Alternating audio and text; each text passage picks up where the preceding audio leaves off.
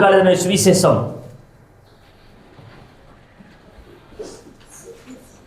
19வது அதிகாரம் அதனுடைய 10வது வசனத்தை வாசிக்கலாமா? இழந்து போனதை தேடவும் ரட்சிக்கவுமே மனுஷகுமாரன் வந்திருக்கிறார். அல்லேலூயா. இழந்து போனதை தேடவும் ரட்சிக்கவுமே மனுஷகுமாரன் என்ன செய்யறாரா? வந்திருக்கிறார். எனக்கு அருமையானவர்களே, இழந்து போனதை தேடுவதற்காகவும் ரட்சிப்பதற்காகவும் தான் ஆண்டவராக இயேசு கிறிஸ்து இந்த உலகத்துக்கு வந்தார். எங்க இழந்தார்? எப்ப இழந்தார் தெரியுமா உங்களுக்கு? எதை குறித்து சொல்றார் அப்படின்னா, தேவனுக்கும் மனுஷனுக்கும் உண்டாயிருந்த அந்த நல்ல ஐக்கியம், அந்த நல்ல உறவு, அந்த நல்ல சிநேகம் என்ன செஞ்சா? என்ன நடந்துச்சா? இழந்துட்டார். அதை யார் இழந்தது? கர்த்தர் இழந்துட்டார். நான் இழந்துட்டேன், அதனால நான் மறுபடியும் உங்களை என்ன செய்ய போறேன்? என் பக்கமாய் உங்களை சேர்த்துக் கொள்ளும்படி, என்னோடு கூட இணைத்துக் கொள்ளும்படி, தேவனுக்கும் மனுஷனுக்கும் உண்டான அந்த ஐக்கியம், அந்த உறவு மறுபடியும் புதுப்பிக்கப்பட வேண்டும் என்பதற்காகவே ஆண்டவராக இயேசு கிறிஸ்து 2000 ஆண்டுகளுக்கு முன்பதாக மனுஷகுமாரனாக இந்த உலகத்துக்கு வந்தார். அவர் சர்வ வல்லமை உள்ள தேவன், ஆல்மைட்டி காட். நான் உங்களுக்கு சொன்னதை போல பரலோகத்தில் கோடான கோடி தேவதூதர்கள் என்ன செய்றாங்களா? அவரை ஆராதித்து கொண்டே இருக்கிறாங்க. 24 மணி நேரமும் வேதம் சொல்லுகிறது, அங்கே அல்லேலூயா அல்லேலூயா என்கிற சத்தம் தொனிக்கப்பட்டு கொண்டே இருக்கிறது. அப்படின்னா தேவனுக்கு மகிமை உண்டாவதாக என்ற அர்த்தமா? அப்ப 24 மணி நேரமும் பரலோகத்தில் தேவனுக்கு ஆராதனை நடக்குது. அல்லேலூயா. சத்தமா சொல்லுங்க. 3 பிரதானமான தூதர்களை நான் ஏற்கனவே உங்களுக்கு சொன்னேன், ஆண்டவர் ஏற்படுத்தி வச்சிருந்தார். கோடிக்கணக்கான தூதர்கள் இருக்கிறாங்க. அதே சமயத்தில் 3 பிரதானமான தூதர்களை ஆண்டவர் வச்சிருந்தார். சொல்லுவீங்களா?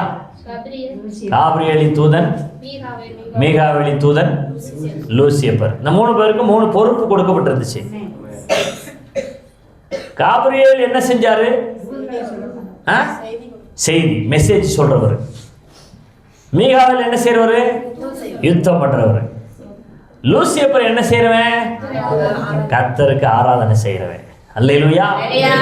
இப்ப இவனுக்குள்ள ஒரு பெருமை, நான் ஆராதிக்கிறதுனால தான் தூதர்களுக்கு சிறகுகள் ஆண்டவர் கொடுத்திருந்தான். அவன் சிறகு அசைக்கும் போது அதுல இருந்து இசை வருமா. அதனாலதான் இன்னைக்கு உலகம் பாருங்க இசையிலேயே மூழ்கி போய் கிடக்கு. உலகம் எதுல கிடக்கு? உலகத்தில் இருக்கிற எல்லா மனுஷனும் இன்னைக்கு அதுல தான் கிடக்குறான். சினிமான்னா பைத்தியமா இருக்கிறான். இன்னைக்கு சிலது ரட்சிக்கப்பட்டது கூட அப்படித்தான் இருக்குது. சினிமான்னா பைத்தியம், சினிமாக்காரனை பார்த்தா பைத்தியம், நடிகனை பார்த்தா பைத்தியம். நடிகர்கள் நம்மளை போல மனுஷன் தானே, ஆமாவா இல்லையா? சத்தமா சொல்லுங்க. சபைக்குள்ள இருந்துகிட்டே சிலது என்ன செய்யுது? இங்க இல்ல, வேற நிறைய சபைகள் அப்படி இருக்கிறத நான் பார்க்கிறேன். நடிகர்களை தலைவர்களாக மாற்றிக் கொள்கிறவர்கள், சிலர் அரசியல்வாதிகளை தலைவர்களாக. நமக்கு ஒரே ஒரு தலைவர் தான், வரமாட்டேங்குது வாயில. ஏன் வேற எதுவும் தலைவர் இருக்காங்களா? நமக்கு ஒரே தலைவர் தான், உங்களையும் என்னையும் ரட்சித்த கர்த்தராகிய இயேசு கிறிஸ்து. அல்லேலூயா. நான் ரட்சிக்கப்படுறதுக்கு முன்னாடி நான் விஜயகாந்த் ரசிகர். எங்க மச்சான் இருக்கிறார் பத்தியில ஊர்ல, வேலு மச்சான் இங்க வந்திருக்கிறார்ல, அவர் ரஜினி ரசிகர். எங்க 2 பேருக்கு எப்ப பார்த்தாலும் ஒரே போராட்டமா இருக்கும். எப்ப ரட்சிக்கப்படுறதுக்கு முன்னாடி. இன்னைக்கு அவர் ரட்சிக்கப்பட்டு இயேசுவை தலைவராக ஏற்றுக்கொண்டார். இன்னைக்கு நானும் ரட்சிக்கப்பட்டு இயேசுவை தலைவராக ஏற்றுக்கொண்டேன். அல்லேலூயா. இவரை போல ஒரு நல்ல தலைவர் உலகத்துல யாருமே இருக்க முடியாது. ஆக எனக்கு அருமையான தேவனுடைய பிள்ளைகளே, நல்லா பாருங்க. எதுக்காக நான் சொல்ல வரேன் அப்படின்னா, இந்த உறவை பத்தி நான் பேசுறேன். தேவனுக்கும் மனுஷனுக்கும் உண்டான உறவு.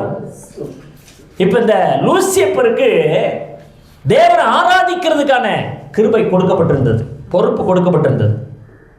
அப்ப அவனுக்குள்ள பெருமை வந்துச்சு. என்னாலதான் தேவன் என்ன செய்யறாரு, என்னாலதான் தேவன் மகிமைப்படுறாரு.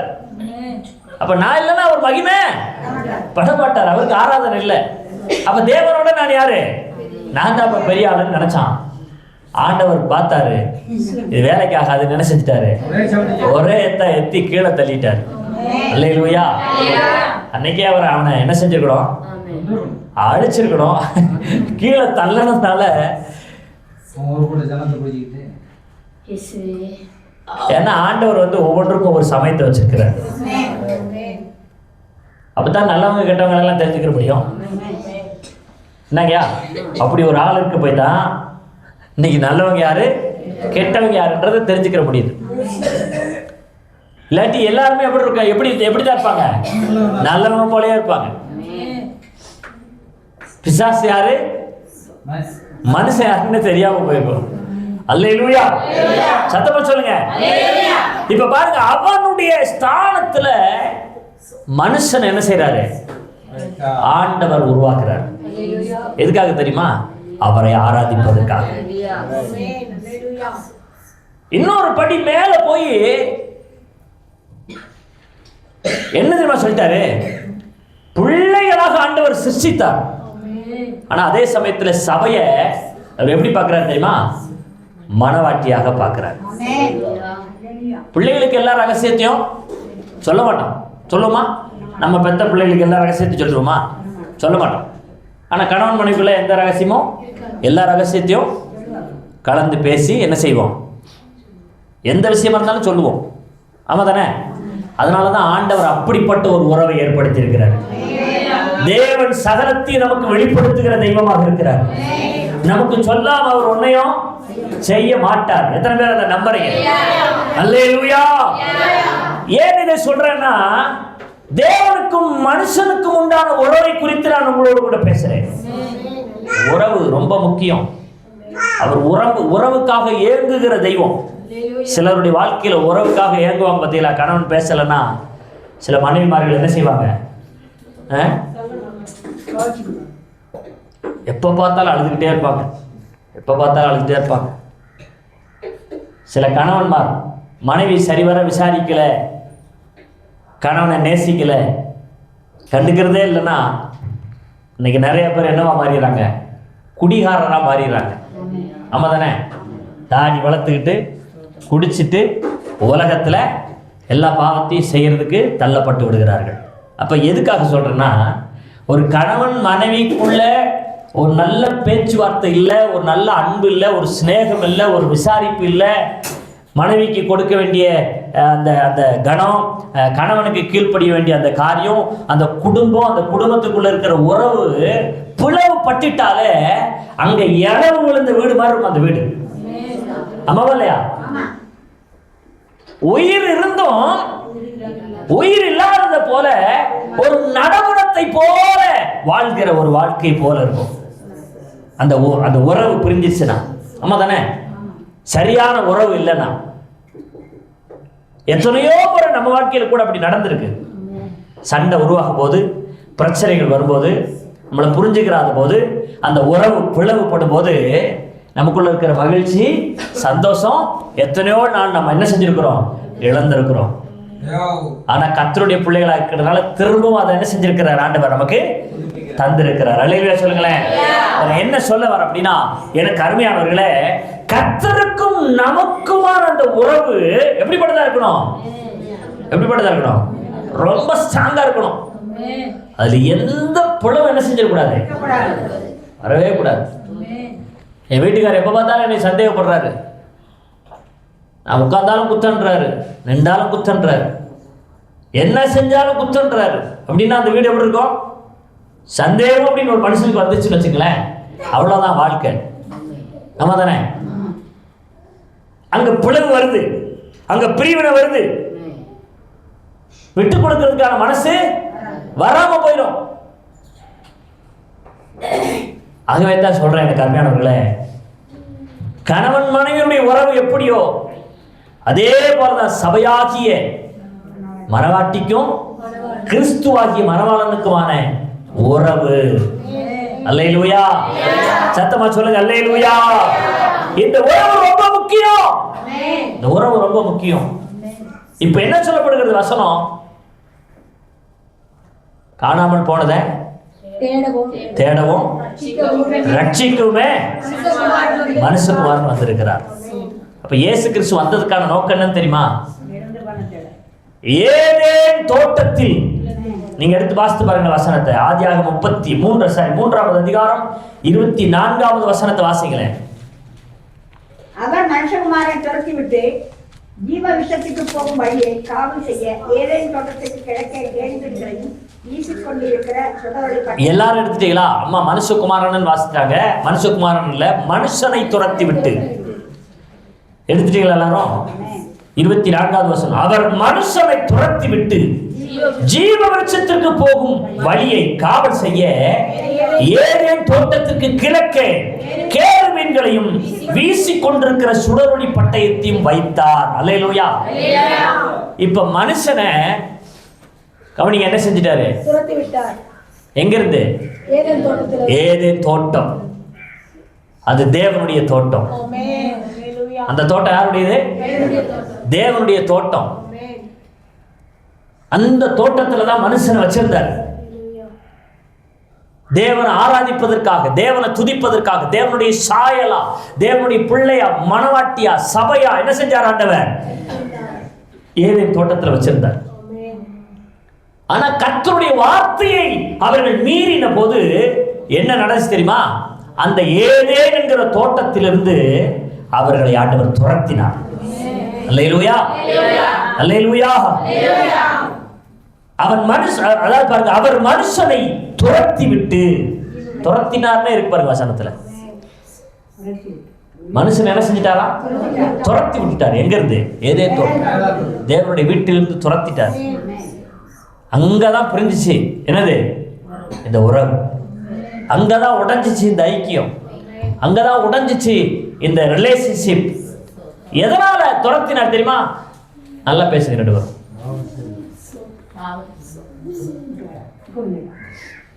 ஜோயில எதனால துரத்தினார் தெரியுமா ஆண்டவர்?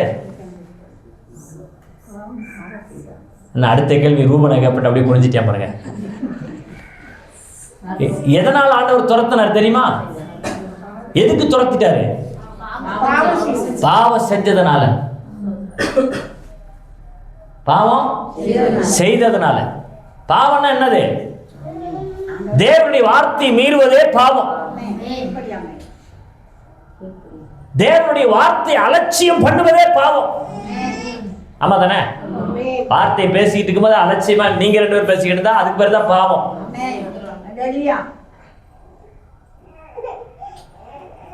சில பேர் கவனிக்கிற மாதிரி இருக்கும், சிந்தனை மட்டும் வேற இடத்துல எங்க ஓடிக்கிட்டே இருக்கும், வார்த்தை உள்ளே போகாது. இந்த விக்கிரகத்துக்கு ஆண்டவர் சொன்ன மாதிரி கண் இருந்தோம் காணாது, வாய் இருந்தோம் காது இருந்தோம், ஆமா கை இருந்தோம். அந்த மாதிரி சில பேர் எப்படி இருப்பாங்க?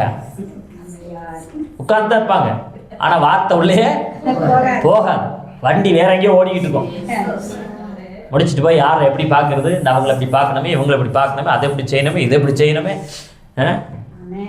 அவர் என்னதான் செஞ்சுக்கிட்டு இருக்கிறாரு தெரியலையே, அவங்க என்ன செய்யறாங்க தெரியலையே, இப்படி பல நினைவுகள் என்ன செய்யும்? ஓடிக்கிட்டே இருக்கும். பிரசங்கம் இங்க ஓடிக்கிட்டே இருக்கும். அந்த டைம் வந்த உடனே பாருங்க வெளிப்பு வந்துடும், கண்ணு தெளிஞ்சிடும். அதுக்கப்புறம் ஒரு நிமிஷம் கூட உட்கார முடியாது, ஒரு நிமிஷம் கூட. ஏன்னா நம்ம டைம் வந்துச்சுல. எவ்வளவு நேரத்தை, கடவுளுடைய நேரத்தை நம்ம திருடணும் பாருங்க. உட்கார்ந்து இருக்கிறது உண்மைதான், சிந்தனை என்னென்னமோ வேற எங்கேயோ ஓடுது. நான் உறவை பத்தி பேசுறேன். யாருக்கும் யாருக்குள்ள உறவை? தேவனுக்கும் மனுஷனுக்கும் உண்டான உறவை குறித்து பேசுறேன். இங்க ஏதேன் தோட்டத்துல மனுஷனை ஆண்டவர் என்ன செஞ்சிட்டாரு? துரத்திட்டாரு, துரத்தி விட்டுட்டாரு. இப்ப அந்த ஏதேன் தோட்டத்துல நம்மளை வச்சு பார்ப்போம்.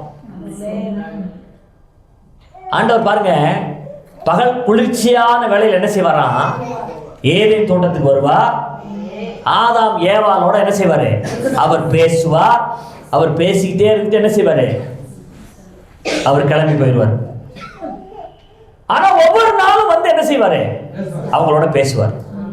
அப்ப இது எப்படிப்பட்ட ஒரு உறவு பாருங்களேன், எப்படிப்பட்ட ஒரு நட்பு பாருங்களேன். மனுஷனோட பேசாம அவரு இருக்கவே மாட்டார். அல்லேலூயா. எத்தனை பேர் புரியுது நான் சொல்றது? நம்மோட பேசுறதுக்கு தான் அவர் ரொம்ப ஆசையாக இருக்கிறார். நம்ம தான் மாட்டேன் அப்படின்னு சொல்லி செவியவே என்ன செய்யறது இல்ல, அவருக்கு சாய்க்கிறதே கிடையாது. இங்க செவி சாய்க்காத ஒரே காரணத்தினாலதான் பாவம் அவங்களுக்குள்ள வந்துச்சு.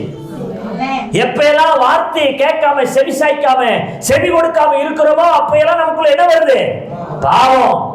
ஏதோ ஒரு விதத்துல பாவம் வருது. அப்படி பாவம் உள்ள வர வர தோட்டத்தை விட்டு துரத்தி அடிக்கப்படுறோம். புரியுதா நான் சொல்றது உங்களுக்கு?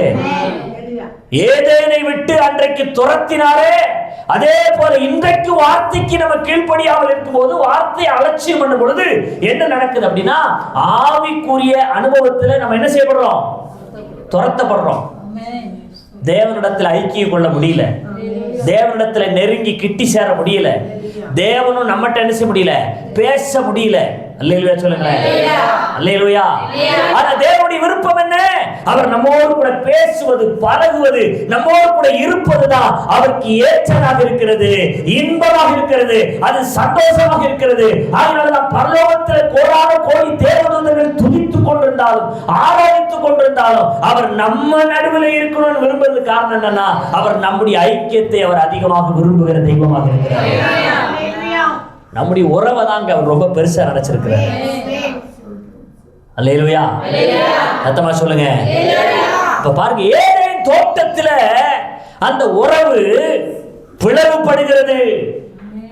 அதை மறுபடியுமாக ஒன்று சேர்ப்பதற்காக, அந்த பிளவுபட்ட வாழ்க்கையை, பிரிந்து போன வாழ்க்கையை, முறிந்த உறவை மறுபடியும் ஒன்று சேர்ப்பதற்காக அவர் சர்வ வல்லமையுள்ள தேவனாக இறங்கி வர முடியாது.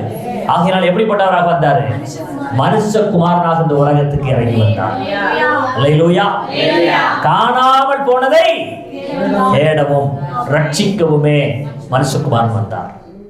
அப்ப நம்மெல்லாம் யாரா இருந்தோம் அப்படின்னா, காணாமல் போனவர்கள். யாரு? ஆமா, அவருடைய சொந்த ஜனங்கள் காணாமல் போனவர்கள். நாமும் காணாமல், நம்ம புறஜாதியாக இருந்தால் காணாமல் போன லிஸ்ட்ல தான் இருந்தோம். அல்லேலூயா. ஆனா பாருங்க, ஆண்டவருடைய அன்பு நம்மை மறுபடியும் அவரிடத்தில் சேர்த்து கொள்வதற்காக என்ன செஞ்சாரு, அவர் இந்த உலகத்துக்கு வந்தார். சத்தமா சொல்லுங்க. அல்லேலூயா. யோவான் 17வது அதிகாரம் 21வது வசனத்தை வாசிக்கலாமே. யோவான் 17:21. அவர் எப்படி ஜெபம் பண்றாரு பாருங்க. அவர்கள் எல்லாரும் ஒன்றாயிருக்கவும், பிதாவே நீர் என்னை அனுப்பினதை உலகம் விசுவாசிக்கிறதுக்காக நீர் என்னிலேயும் நான் உம்மிலேயும் இருக்கிறது போல அவர்கள் எல்லாரும் நம்மில் ஒன்றாயிருக்கவும் வேண்டிக். அவர் இந்த பூமியில உயிரோடு இருந்த நாட்களில பரலோகத்தை பார்த்து அவர் ஜெபம் பண்ணின ஜெபம் தான் இந்த 17வது அதிகாரம் ஃபுல்லா. யோவான் எழுதின சுவிசேஷத்துல 17வது அதிகாரம் ஃபுல்லா இயேசு பண்ணின ஜெபம் இது. அவர் என்ன பண்றாரு பாருங்க, என்ன எப்படிப்பட்ட ஜெபத்தை பண்றாரு பாருங்க. அவர்கள் எல்லாரும் ஒன்றாயிருக்கவும். யார் எல்லாரும்? யார் எல்லாரும்? நம்ம எல்லாரும். நம்ம எல்லாரும் எப்படி இருக்கணுமா? ஆனா இன்னைக்கு எப்படி இருக்கிறோம்? எப்படி இருக்கிறோம்? எல்லாத்திலையும், எல்லா விஷயங்களிலும் பிளவுபட்டு கிடக்கிறோம். ஆமா தானே? எல்லா காரியத்திலையும் பிளவுபட்டு கிடக்கிறோம். நமக்குள்ள உண்மையான அன்பு, உண்மையான ஐக்கியம், உண்மையான உறவு இல்ல. கடமைக்காக என்ன செய்யறோம்? கூடி வருகிறோம். இதவா தேவன் விரும்புறாரு? தேவன் எதை விரும்புகிறார் தெரியுமா? அவர்கள் எல்லாரும் ஒன்றாயிருக்கவும், பிதாவே நீர் என்னை அனுப்பினதை உலகம் விசுவாசிக்கிறதுக்காக நீர் என்னிலேயும் நான் உம்மிலேயும் இருக்கிறது போல அவர்கள் எல்லாரும் நம்மில் ஒன்றாய் இருக்கவும் வேண்டிக் கொள்கிறேன். அவருடைய விருப்பம் பார்த்தீங்களா? அவங்களும் நானும் எப்படி இருக்கணும்? ஒன்றா இருக்கணும். தேவனும் மனுஷனும் எப்படி இருக்கணுமா? ஒன்றாக இருக்க வேண்டும். அல்லேலூயா. பிதாவும் குமாரனும் ஒன்றாய் இருக்கிறதை போல மனுஷனும் தேவனும் எப்படி இருக்க வேண்டுமா? நாம எப்படி ஒன்றா இருக்கிறோமோ அதே போல நீர் எனக்கு தந்த ஜனங்களும் எப்படி இருக்கணும்? என்னோடு கூட அவர்கள் ஐக்கியப்பட்டிருக்க வேண்டும். எல்லா விதங்களிலேயும் அவர்கள் சிநேகம் உள்ளவர்களாக இருக்க வேண்டும். உறவு, உண்மையான உறவு உள்ளவர்களாக இருக்க வேண்டும். அல்லேலூயா. அவருடைய ஜெபம் அப்படிப்பட்டதாக இருக்கிறது. ரோமருக்கு எழுதின நிருபம் 8வது அதிகாரம் 15வது வசனத்தை வாசிங்களேன். ரோமர் 8:15. அந்தபடி நல்லா பாருங்க. அந்தபடி திரும்பவும் பயப்படுகிறதற்கு நீங்கள் அடிமைத்தனத்தின் ஆவியை பெறாமல் அப்பா பிதாவே என்று கூப்பிட பண்ணுகிற புத்திர சுவிகாரத்தின் ஆவியை பெற்றீர்கள். அல்லேலூயா. அல்லேலூயா. எப்படிப்பட்ட ஆவியை நமக்கு கொடுத்தாரா? பிரிஞ்சு கிடந்த நம்மள, காணாமல் போன நம்ம ஆண்டவர் உலகத்தில் வந்து நம்மை அவர் ரட்சித்து, எப்படி ரட்சித்தார்? அது ஒரு பெரிய ப்ராசஸிங். இயேசு கிறிஸ்து நமக்காக சிலுவையில் அடிக்கப்பட்டார். கடைசி சொட்டு ரத்தம் வரைக்கும் நமக்காக அவர் பூமியில் சிந்தினார். அந்த ரத்தத்தின் மூலமாக நீங்கள் நானும் தேவனுடைய பிள்ளைகளாகும்படி அதிகாரத்தை கர்த்தர் கொடுத்தார். அந்த ரத்தம் நம்மை தேவனிடத்தில் என்ன செஞ்சிருக்கிறது? சேர்த்திருக்கிறது. எத்தனை பேர் நம்புறீங்க? யார் ஆண்டவராகிய இயேசு கிறிஸ்துவை சொந்த இரட்சகராக ஏற்றுக்கொண்டு உள்ளத்தில் விசுவாசித்து நாவினாலே அறிக்கை செய்து யாரெல்லாம் ரட்சிக்கப்பட்டார்களோ, விசுவாசிக்கிறவர்கள் ஞானஸ்நானம் பெற்று எத்தனை பேர் தேவனுடைய சபையிலே சேர்க்கப்பட்டார்களோ அவர்கள் தேவனுடைய பிள்ளைகள். அல்லேலூயா சொல்லுங்களேன். அவர்களுக்கு ஒரு அதிகாரத்தை ஆண்டவர் கொடுத்திருக்கிறார். எப்படிப்பட்ட அதிகாரம்? அந்தபடி திரும்பவும் பயப்படுகிறதற்கு நீங்கள் அடிமைத்தனத்தின் ஆவியை பெறாமல் அப்பா பிதாவே என்று கூப்பிட பண்ணுகிற புத்திர சுவிகாரத்தின் ஆவியை பெற்றீர்கள். அடிமைத்தனத்தை குறித்து அருமையான ஐயா சொன்னார். யோசேப்பு விற்கப்பட்டார் இல்லையா? யோசேப்பு ஒருத்தனை வித்துட்டாங்க அப்படின்னா அவன் சுயமா சொந்தமா அவனால என்ன செய்ய முடியாது? எந்த காரியத்தையுமே செய்ய முடியாது. அவன் அடிமை, அவ்வளவுதான். வாங்கிட்டு போனவன் என்ன சொல்றானோ அதை தான் அவன் செய்யணும். அல்லேலூயா. அப்ப நம்ம ஒரு காலத்துல பாருங்களேன், யாருக்கு அடிமையா இருந்தோம்? பிசாசுக்கு அடிமையாக இருந்தோம். அவன் சொல்றதெல்லாம் கேட்டு நடந்தோம். அவனுடைய விருப்பத்தை நிறைவேற்றவங்களாக இருந்தோம். அவன் உணர்த்துகிற காண்பிக்கிற வழிகளில பாவத்தில் என்ன செஞ்சோம்? மூழ்கி போய் கிடந்தோம், அடிமைப்பட்டு கிடந்தோம். பிசாசை விட்டு வெளியில நம்மளால என்ன செய்ய முடியல? வரவே முடியல. அப்படிப்பட்ட அடிமைத்தனத்தில் இருந்த உங்களை என்னையும் இயேசு என்கிறவர் இந்த பூமியில தேடி வந்தார். நமக்காக தம்முடைய ரத்தத்தை சிந்தினார். அந்த ரத்தத்தின் மூலமாக நீங்கள் நான் என்ன செய்யப்பட்டிருக்கிறோம்? கழுவப்பட்டிருக்கிறோம். எத்தனை பேர் விசுவாசிக்கிறீங்க? அல்லேலூயா. அந்த உறவு மறுபடியும் புதுப்பிக்கப்படுகிற ஒரு அனுபவம். அடிமைத்தனத்தில் இருந்த நம்மளை ஆண்டவர் ரட்சித்து தேவனிடத்தில் நம்மை சேர்த்து கொண்டார். அதுதான் உறவு. இந்த உறவு கடைசி வரைக்கும் என்ன செய்யணும்? பிரியாம இருக்கணும். தேவனுக்கு நமக்கு உண்டான உறவு கடைசி வரைக்கும் என்ன செய்யக்கூடாது? பிரியவே கூடாது, பிரியவே கூடாது. தேவன் அதைத்தான் விரும்புகிறார். அல்லேலூயா சொல்லுங்களேன். நான் இல்லாம உங்களால் ஒன்றும் செய்ய முடியாது. அதனால நீங்க எனக்குள்ளேயும் நான் உங்களுக்குள்ளே என்ன செய்யணும்? இருக்கணும். அதுதான் காணாமல் போன உறவு. காணாமல் போனதை தேடி வந்ததுக்கான நோக்கம் அதுதான். அல்லேலூயா சொல்லுங்களேன். நமக்கு என்ன ஆவியை கொடுத்திருக்கிறாரா? அடிமைத்தனத்தின் ஆவியை கொடுக்கல. அப்பா பிதாவே என்று கூப்பிட பண்ணுகிற புத்திர சுவிகாரத்தின் ஆவியை என்ன செஞ்சிருக்கிறாரு? நமக்குள்ள கொடுத்திருக்கிறார். அல்லேலூயா. சத்தமா சொல்லுங்களேன். நாம் தேவனுடைய பிள்ளைகளாய் இருக்கிறோம் என்று ஆவியானவர் தாமே நம்முடைய ஆவியினுடனே கூட என்ன செய்யறாராம்? சாட்சி கொடுக்கிறார். அப்ப நமக்குள்ள என்ன ஆவி வச்சிருக்கிறாரு? புத்திர சுவிகாரத்தின் ஆவி. அப்பாவுக்கும் மகனுக்கும் உண்டான உறவை வைத்துட்டாரு ஆண்டவர் நமக்குள்ள. அதனாலதான் தைரியமா அவர் சமூகத்துக்கு இன்னைக்கு நம்மளால என்ன செய்ய முடியுது? வர முடியுது. அப்பா என்று அவரை நோக்கி அழைக்க முடிகிறது, கூப்பிட முடிகிறது. காரணம் என்ன? அந்த கிருபையை தேவன் நமக்கு வைத்திருக்கிறார். அந்த ஆசீர்வாதத்தை தேவன் நமக்கு ஏற்படுத்தி இருக்கிறார். அல்லேலூயா சொல்லுங்களேன். முன்னே நம்ம பிசாசுக்கு அடிமையா இருந்தோம், பல விக்கிரகங்களுக்கு அடிமையாக இருந்தோம், உலக பிரகாரமான பாவங்களுக்கு என்ன செஞ்சோம்? அடிமையா இருந்தோம்.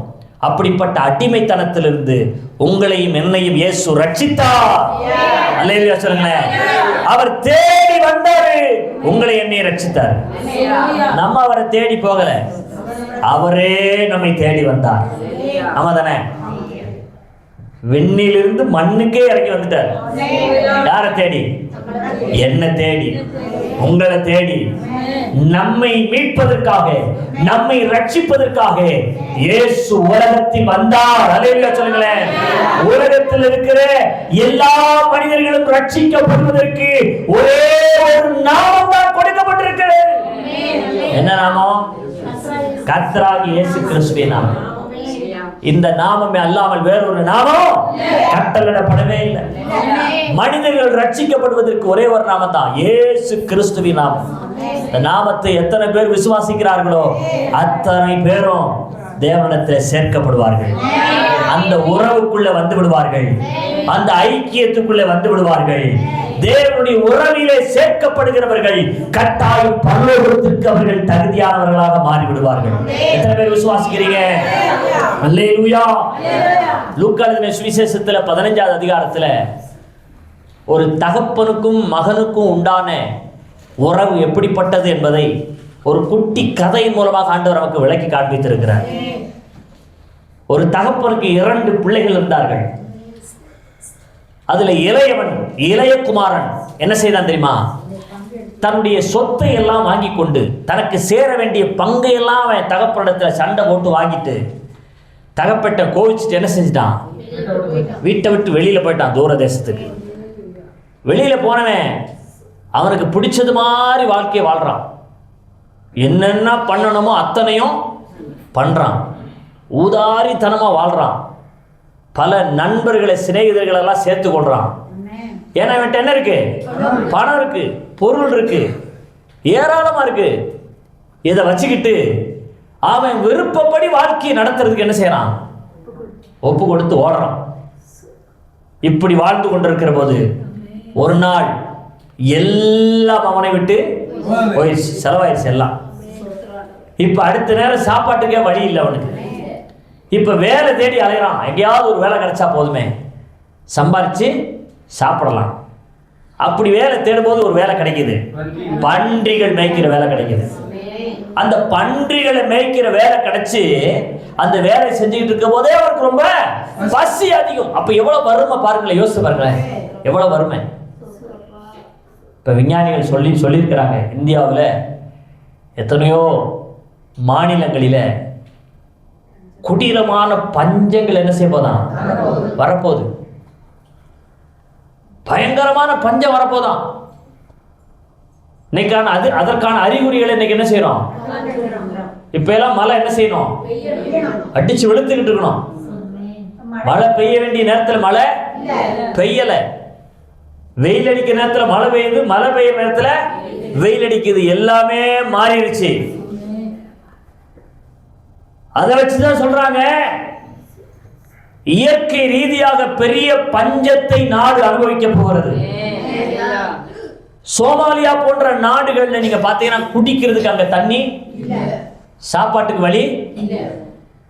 நியூஸ்ல நீங்க பாருங்க, எழும்பும் தோடுமா பிள்ளைங்க அப்படியே பாத்தீங்கன்னா நடக்க கூட அவர்களுக்கு பலன் இல்லாம எலும்பு கூட நடந்து போனா எப்படி இருக்கும்? அது போன்று சூழ்நிலை அந்த நாட்டில் இருக்கிறது இன்றைக்கு நம்ம கண்ணு முன்னாடி பார்த்துக்கிட்டு இருக்கிறோம். விலைவாசிகள் எல்லாம் உயர்ந்து கொண்டிருக்கிறது. விவசாயிகள் ஒரு பக்கம் என்ன செஞ்சுக்கிட்டு இருக்கு? அழிந்து கொண்டிருக்கிறது. வறட்சி வறுமை தேசத்துல தலைவிரித்து ஆடபோது. அல்லேலூயா. வறுமை நேரத்திலே வறட்சி நேரத்திலே கர்த்தரை நாம் அண்டிக் கொண்டு வாழ்வோமானா வறட்சியின் நேரங்களிலும் அவர் திருப்தியாக அதை போஷிக்கிற தெய்வமாக இருக்கிறார். அல்லேலூயா. ஐயா 40 ஆண்டுகள் எகிப்திலிருந்து இஸ்ரவேல் ஜனங்கள் கானானை நோக்கி அவர்கள் பிரயாணம் பண்ணி கொண்டிருக்கிற போது அவர்கள் வேலைக்கு போல, அவங்க சம்பாதிக்க போகல, காசு பணத்தை சேர்க்கல. 40 வருஷமா அவங்களுக்கு திருப்தியான சாப்பாடு கொடுத்தார், நல்ல வஸ்திரத்தை கொடுத்தார், பழமையாகாத வஸ்திரத்தை கர்த்தர் கொடுத்தார். கால்களில போட்டிருந்த செருப்புகள் என்ன செய்யலையா, தேய்ந்து போகல. 40 ஆண்டுகள். இன்னைக்கு 1000 ரூபாய் கொடுத்து செருப்பு வாங்கினா கூட 3 மாசத்துக்கு வர மாட்டேங்குது.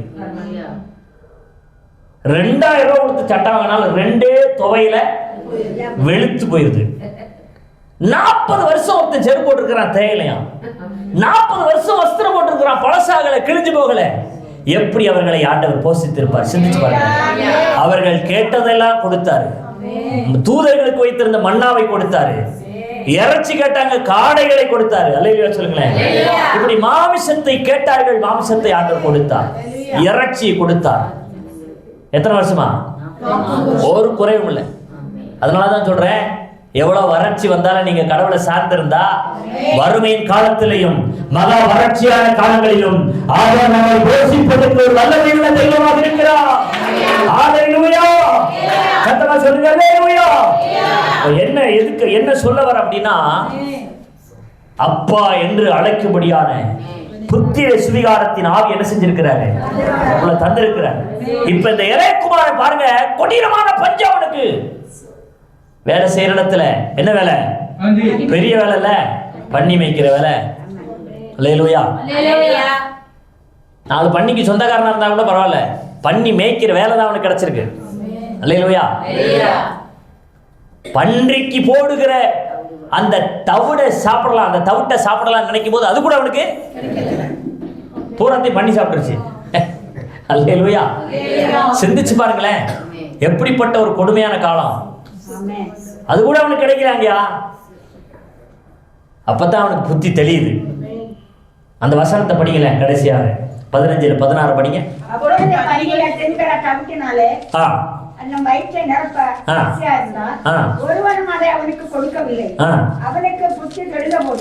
அவனுக்கு புத்தி தெளிந்த போது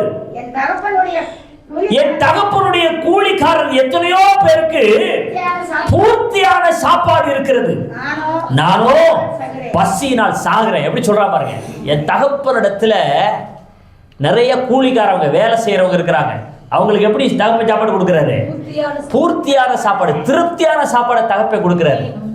ஆனா நானும் இங்க என்ன செஞ்சுக்கிட்டு இருக்கிறேன்? பசியினால சாகுறேன், ஒவ்வொரு நாளும் சாகுறேன், செத்து மடியிறேன். 3 வேளைக்கு சாப்பாடு கிடைக்கல. சாப்பாடு இல்லைன்னா எப்படி இருக்கும் சிந்திச்சு பாருங்களேன். அல்லேலூயா. அவன் என்ன சொல்றான்? நான் எழுந்து என் தகப்பனிடத்திற்கு போய், தகப்பனே, பரத்துக்கு விரோதமாகவும் உமக்கு முன்பாகவும் பாவம் செய்தேன். ஆண்டவர் எதிர்பார்க்கிறது என்னது? தேவன் விரும்புறது என்ன? நம்ம உறவை தான் அவர் எதிர்பார்க்கிறார். நம்ம அவரோட ஐக்கியமா இருக்கிறதா தேவன் எதிர்பார்க்கிறார். அதனாலதான் இழந்ததை தேடி அவர் பூமிக்கு வந்தார். அல்லேலூயா. நம்மை ரட்சிப்பதற்காக இந்த உலகத்துக்கு வந்தார்.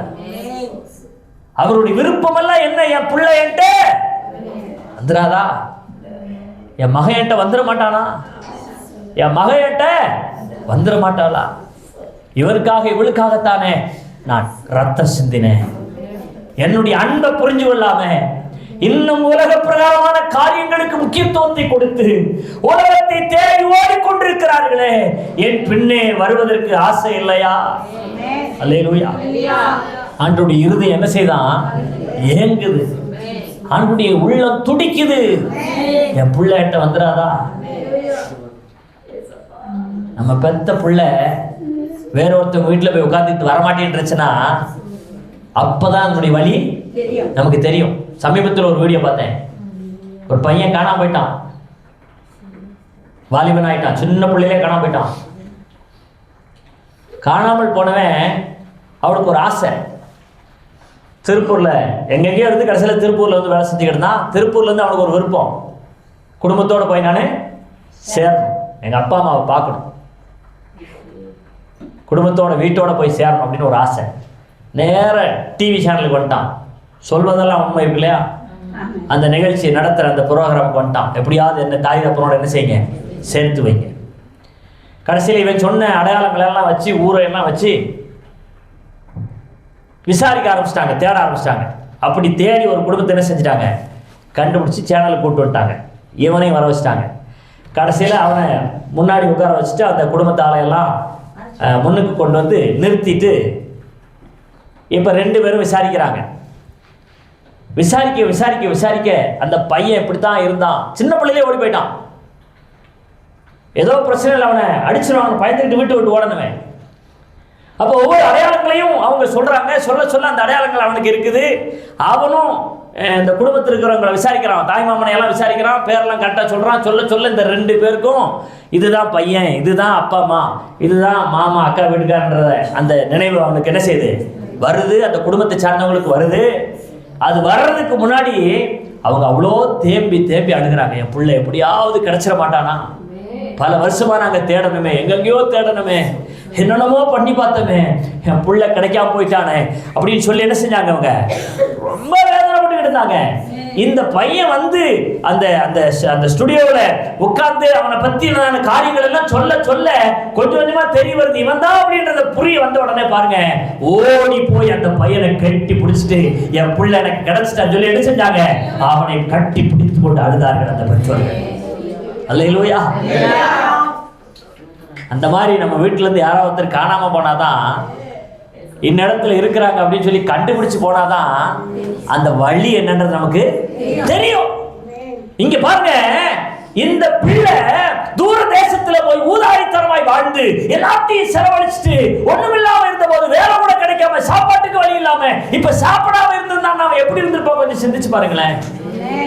உடல் ரீதியா எவ்வளவு ஒடுக்கப்பட்டிருந்திருப்பான், எவ்வளவு மெலிஞ்சு போயிருந்திருப்பான், எவ்வளவு வேதனைகளை அனுபவிச்சிருந்திருப்பான். இப்ப அந்த பிள்ளை தகப்பனை தேடி வரணும்னு அவனுக்கு தோணும் போது பாருங்கள், அந்த வசனம் கீழே வாசிக்கும் பொழுது, நான் எழுந்து என் தகப்பனத்திற்கு போய், தகப்பனே பரத்துக்கு விரோதமாகவும் உமக்கு முன்பாகவும் பாவம் செஞ்சுட்டேன், இனிமேல் உம்முடைய குமாரன் என்று சொல்லப்படுவதற்கு நான் பாத்திரன் அல்ல, உம்முடைய கூலிக்காரரில் ஒருவனாக என்னை வைத்துக் கொள்ளும் என்பேன் என்று சொல்லி அவனுடைய இருதயத்தில் அப்படி ஒரு எண்ணம் வருது.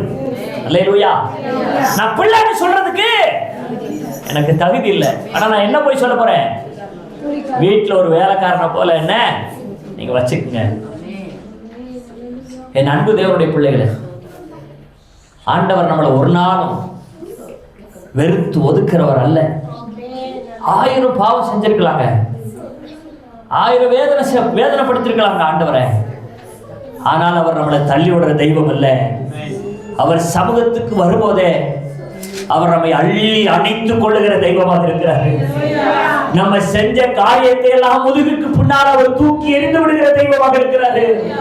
எவ்வளவு பெரிய குற்றங்களை செய்தாலும், எவ்வளவு பெரிய பாவத்தை செஞ்சாலும் அதை அத்தனையும் அவர் மறந்து விட்டுட்டு அவர் நம்மை உண்மையாய் நேசிக்கிற தெய்வமாக இருக்கிறார். அல்லேலூயா. ஏன் தெரியுமா, அந்த உறவு அவருக்கு ரொம்ப பிடிச்ச ஒரு விஷயம்.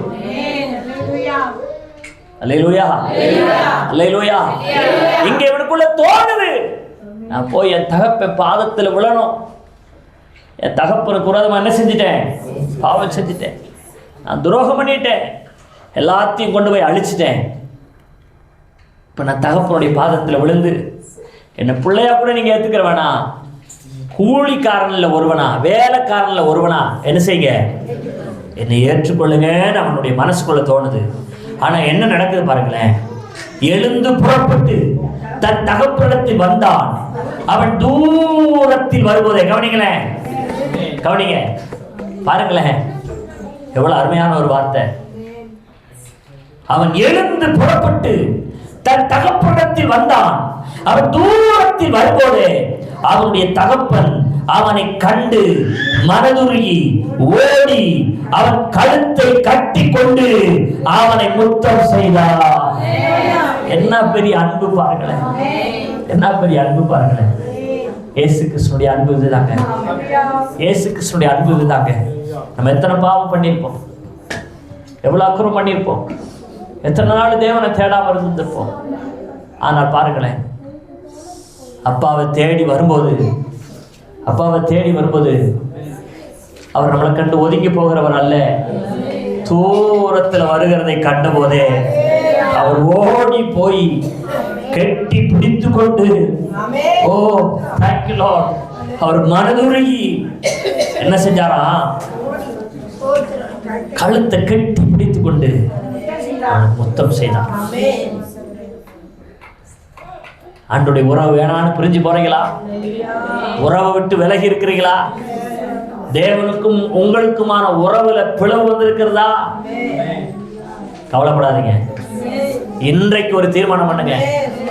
தகப்பனுக்கு விரோதமா பாவம் செஞ்சுட்டேன், என் தேவனுக்கு விரோதமான துரோகத்தை நான் பண்ணிட்டேன், இனி நான் என் தகப்பனை விட்டு நான் போக மாட்டேன்.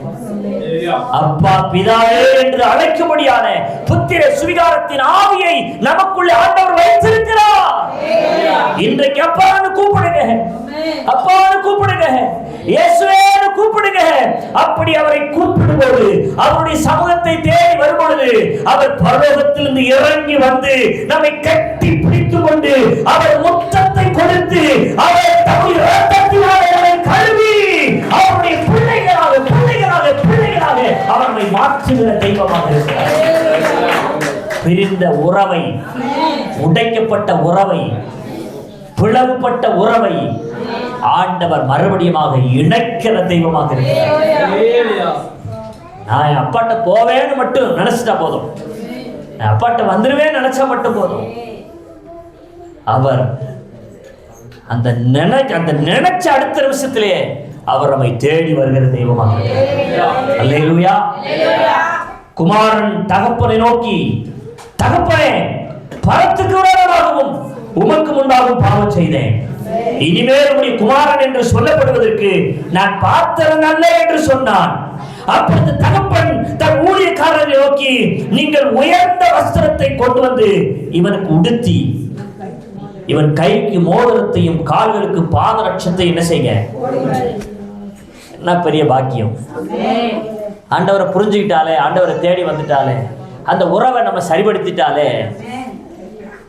எந்த உறவை? அப்பாவுக்கும் நமக்கும் உண்டான உறவு. அதை நம்ம சரிபடுத்துறதுக்கு முயற்சி பண்ணினாலே அவர் நமக்கு உதவி பண்ணுவார், அவர் நமக்கு ஹெல்ப் பண்ணுவார். எப்படி விழுந்தோம், எங்க விழுந்தோம், ஏன் விழுந்தோம் எல்லாம் அவருக்கு தெரியும், எல்லாம் அவருக்கு தெரியும். ஆனா ஒன்னே ஒண்ணு, அவர் பக்கமா நம்ம திரும்பிட்டா போதும். ஏற்ற நேரத்துல அவர் கையை நீட்டி நம்மை தூக்கி விடுகிற தெய்வமாக இருக்கிறார். ஏற்ற நேரத்துல நம்முடைய ஆவிக்குரிய வாழ்க்கையை கட்டி எழுப்புகிற தெய்வமாக இருக்கிறாரு. இந்த உறவை புதுப்பிக்கிற தெய்வமாக இருக்கிறாரு. எவ்வளவு தூரம் போனாலும் அவர் ஒரு நாள் நம்மளை விட்டு என்ன செய்ய மாட்டாரு, போகவே மாட்டார், போகவே மாட்டார். என்ன நடந்துச்சு பாருங்க, என்னென்ன கொடுக்குறாங்க அவனுக்கு? உயர்ந்த வஸ்திரம், விரலுக்கு மோதிரம், காலுக்கு பாதரட்சைகள், கொழுத்த கன்றை கொண்டு வந்து என்ன செஞ்சாங்க? அடியுங்கள், நான் புசித்து சந்தோஷமாக இருப்போம். என் குமாரனாகி இவன் மரித்தான். எப்படி சொல்றாரு? பாவத்துக்கு நம்ம ஒரு நாள் என்ன செஞ்சோம்? மரிச்சு கிடந்தோம். என் குமாரனாகிய இவன் மரித்தான், திரும்பவும் உயிர்த்தான், காணாமல் போனான், திரும்பவும் காணப்பட்டான் என்றான். அப்படியே அவர்கள் சந்தோஷப்பட தொடங்கினார்கள். அல்லேலூயா சொல்லுங்களேன். நம்ம ஆண்டவருடைய சமூகத்துல மனம் திரும்புகிற எண்ணத்துக்கு நேராக வரும் பொழுது பரலோக நம்மை குறித்து என்ன உண்டாகுதான்? மிகுந்த சந்தோஷம் உண்டாகுது. ஒரு பாவி மனம் திரும்பினா பரலோகத்துல மிகுந்த சந்தோஷம் உண்டாகும். அப்படின்னா எனக்கு அருமையானவர்களே, எத்தனை நாள் ஜெபிக்காம பாவம் பண்ணியிருக்கிறோம், எத்தனை நாள் வேதத்தை வாசிக்காம பாவம் பண்ணியிருக்கிறோம், எத்தனை நாள் பொய் சொல்லி பாவம் பண்ணியிருக்கிறோம், எத்தனை நாள் கெட்ட வார்த்தைகளை பேசி பாவம் பண்ணியிருக்கிறோம், எத்தனை நாள் தேவனை தேடாம போய் பாவம் பண்ணியிருக்கிறோம். ஒவ்வொரு நாளும் தேவனை துக்கப்படுத்தினமே. இன்றைக்கு இருதயத்துக்குள்ள ஒரு தீர்மானம் பண்ணி, ஆண்டவரே, நான் உங்களை தேடி வந்திருக்கிறேன், என்னை ரட்சிக்கும்படி ஜீவனை கொடுத்தீங்களே, உங்க ரத்தத்தினால் என்னை கழுவுங்கப்பா, உங்க ரத்தத்தினால் என்னை கழுவுங்கப்பான்னு சொல்லி நம்முடைய உறவை இன்னைக்கு நம்ம புதுப்பிக்க போறோம். தேவனுக்கும் நமக்குமான உறவை நான் மறுபடியும் கட்ட போறோம். அந்த உறவை புதுப்பிக்க போறோம். அந்த உறவுக்கு எதெல்லாம் பிளவை கொண்டு வந்துச்சோ, பிளவை ஏற்படுத்துச்சோ, அந்த உறவு உடையதுக்கு எதெல்லாம் காரணமா இருந்துச்சு, அதையெல்லாம் தேவ சமூகத்தில் அறிக்கை செய்து அதையெல்லாம் விட்டுட்டு ஆண்டவர்கிட்ட மறுபடியும் நெருங்கி கிட்டி சேர போகிறோம். நம்ம எல்லாரும் அப்படியே விளங்கால் பண்ணிட்ட வண்ணமாய் உள்ளத்தின் ஆழத்திலிருந்து ஒரு 2 நிமிஷம் மட்டும் தயவு செய்து இருதயத்தை ஊற்றி ஆண்டவரே, ஆண்டவரே, எனக்கு உங்க உறவு ரொம்ப முக்கியம். ஆண்டவரே, உங்க உறவு எனக்கு ரொம்ப முக்கியம். மனுஷருடைய உறவை விட உங்களுடைய உறவு எனக்கு ரொம்ப முக்கியம்ப்பா. உங்க உறவு எனக்கு ரொம்ப முக்கியம். ஆண்டவரே, உங்க உறவை நான் புரிஞ்சுக்கிறான், உங்க அன்பை நான் உணர்ந்துக்கிறாம, நீங்க எனக்கு செஞ்ச நன்மைகளை நினைக்காம எத்தனையோ நான் உலக பிரகாரமா ஓடினேன், உலக ஆசாபாசங்களை தேடினேன், உலகத்துல அன்பை தேடணும்பா. இப்ப நான் புரிஞ்சு உணர்ந்து வந்திருக்கிறேன். இளையகுமாரனை போல நான் வந்திருக்கிறேன். எனக்காக இறங்குங்கப்பா, எனக்காக இறங்குங்க ஆண்டவரே, இறங்குங்க ஏசப்பா. கேளுங்க, ஒரு 2 நிமிஷம் மட்டும் கேளுங்க. ஹalleluya, ஹalleluya. இரக்கமுள்ளவரே, இறங்குங்க ஆண்டவரே.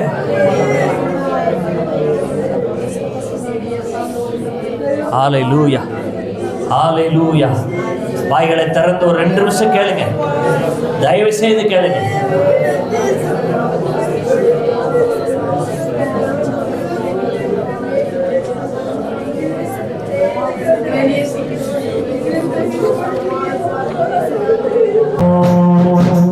தேவா, தேவா, தேவா, தேவா, தேவா, தேவா, நான் செய்த பாவம் உம்மை சிலுவையில் அறைந்ததே அன்று. நான் செய்த பாவம் உம்மை சிலுவையில் அறைந்ததே அன்று. மனம் கசந்து மன்னித்திடும் மகனாய் ஏற்றுக்கொள்ளும். மனம் கசந்து மன்னித்திடும் மகனாய் ஏற்றுக்கொள்ளும். தேவா, மகனாய் ஏற்றுக்கொள்ளும். தேவா, தேவா, தேவா, தேவா, தேவா, தேவா. கெட்ட குமாரனை போல கொடுத்திய வழிகளில் சென்று, கெட்ட குமாரனை போல கொடுத்திய வழிகளில் சென்று, மனம் கசந்து மன்னித்திடும் மகனாய் ஏற்றுக்கொள்ளும். மனம் கசந்து மன்னித்திடும் மகளாய் ஏற்றுக்கொள்ளும். தேவா, மகனாய் ஏற்றுக்கொள்ளும். என் பாவம் தீர தன் ஜீவன் தந்த இயேசு நாயகனே, இரங்கும், இரங்கும், இரங்கும், இரங்கும். என்னே மனம் இரங்கும் ஐயா, என்னே மனம் இரங்கும். தேவா, தேவா, தேவா, தேவா, தேவா, தேவா.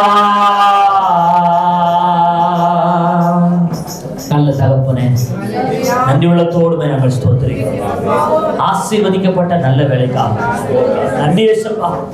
வானத்திற்கும் பூமிக்கும் சகலத்துக்கும் அதிகாரங்களை கர்த்தராகிய இயேசு கிறிஸ்துவின் நாமத்தினாலே நாங்கள் ஜெபிக்கிறோம்.